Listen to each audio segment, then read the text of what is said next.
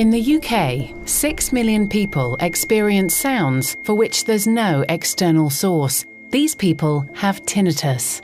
The symptoms of tinnitus are often described as ringing, buzzing, or whistling sounds that are perceived within the ears or the head.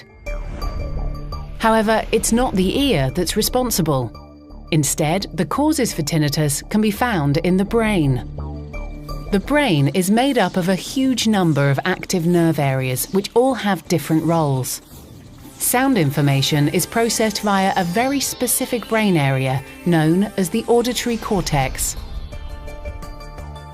The auditory cortex is divided up into areas that are responsible for processing different pitches, in a similar way in which keys would be arranged on a piano.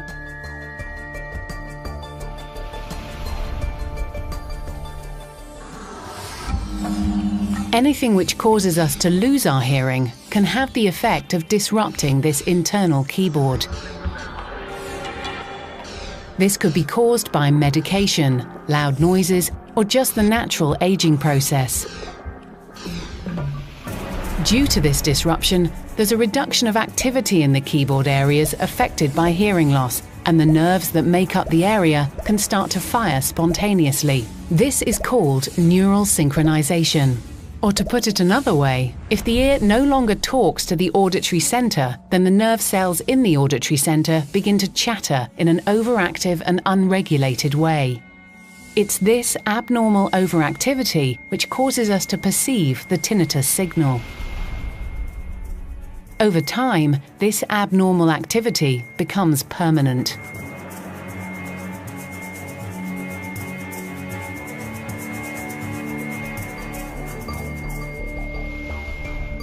Modern imaging procedures enable us to see evidence of the abnormal neural synchrony within the auditory part of the brain. This abnormal neural synchrony doesn't remain limited to the auditory center. Brainwave measurements have shown that brain areas regulating attention, emotions, and stress are also affected. The faulty signals in all these areas together allow the tinnitus tone to invade into our consciousness. This interaction of brain areas influences the individual level of distress and anxiety experienced by each person, as well as the perceived volume and invasiveness of the tinnitus.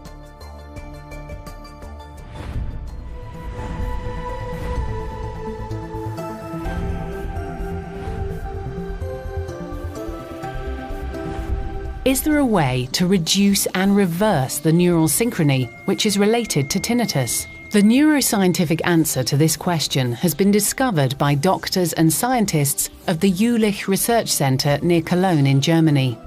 It's called Acoustic Coordinated Reset CR Neuromodulation. Treatment with acoustic CR neuromodulation targets the exact cause of the problem. This innovative treatment is designed to reduce hyperactivity in the specific regions of the brain that are responsible for generating the tinnitus sound.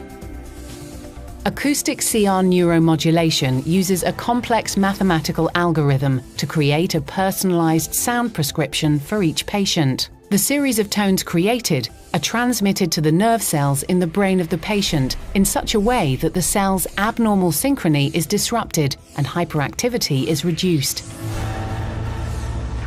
In acoustic CR neuromodulation, the synchronous nerve cell network is first stimulated actively from the outside by single tones that are spatially and temporally staggered.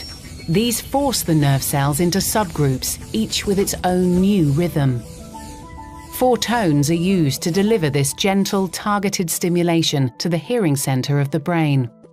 There are short pauses between the stimulation signals in order to remodel the nerve network. If repeated regularly and often enough, these stimulation signals will reduce the hyperactivity to such an extent that the abnormal neural synchrony will be permanently reversed.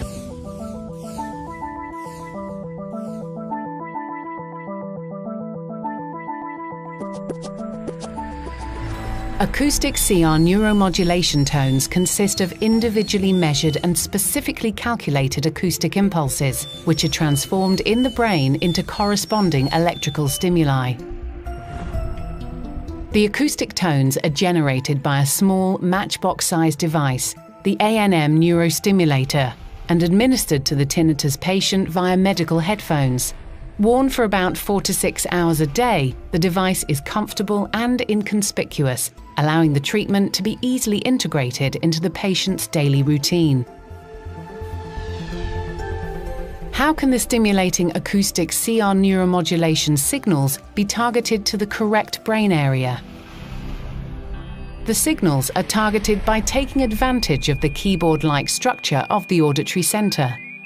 The area of the auditory center that's generating the tinnitus is found by determining the exact individual pitch of the patient's tinnitus, shown here as the brighter patch on the keyboard. Now, the acoustic CR neuromodulation signal can be guided selectively to the right place in the keyboard. Here, it produces the desired reversal in neural synchrony. This effect can be measured.